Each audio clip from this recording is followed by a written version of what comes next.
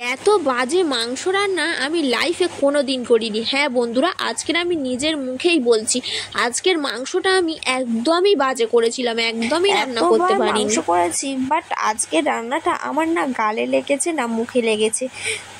এটা যেহেতু কক মুরগি ছিল তাই প্রেশার কুকারে দিয়েছিলাম, কিন্তু প্রেশার কুকারে জলটাও বেশি হয়ে গিয়েছিল। আর আমি ভেবেছিলাম যে সিদ্ধ হতে মাংসটা দেরি হবে, বাট মাংসটা তাড়াতাড়ি সিদ্ধ হয়ে গিয়েছিল।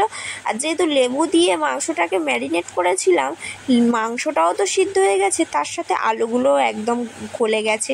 উপরে তেল ভাসছে, দেখে ভাবছো খুব সুন্দর কালার হয়েছে, খুব সুন্দর টেস্ট হয়েছে। একদমই না বন্ধুরা, তরকারিটা আজকে একদম বাজে রান্না করেছি আমি। আর আমি নিজেই বলছি তরকারিটা আমি খেতেই পারিনি, অন্যদেরকে কি জিজ্ঞাসা করব কেমন হয়েছে। আমি নিজেই খেতে পারিনি তরকারিটা, আমার এতটাই খারাপ লাগছিল। প্রচুর পরিমাণে শুকনো লঙ্কা দিয়েছিলাম, কেননা বাড়িতে লঙ্কা গুঁড়ো ছিল না, তাই শুকনো লঙ্কা দিয়েছিলাম, বাট টেস্টটা একদম বাজে হয়েছে। আর আলুগুলো দেখো ঘেঁটে গিয়ে একদম তরকারির যে কালার বা তরকারির যে জুসের কালার বলো বা একটা খাওয়ার ইচ্ছা বলো, সেটা একদম পুরো নষ্ট হয়ে গেছে। একদম বাজে রান্না করেছি আমি।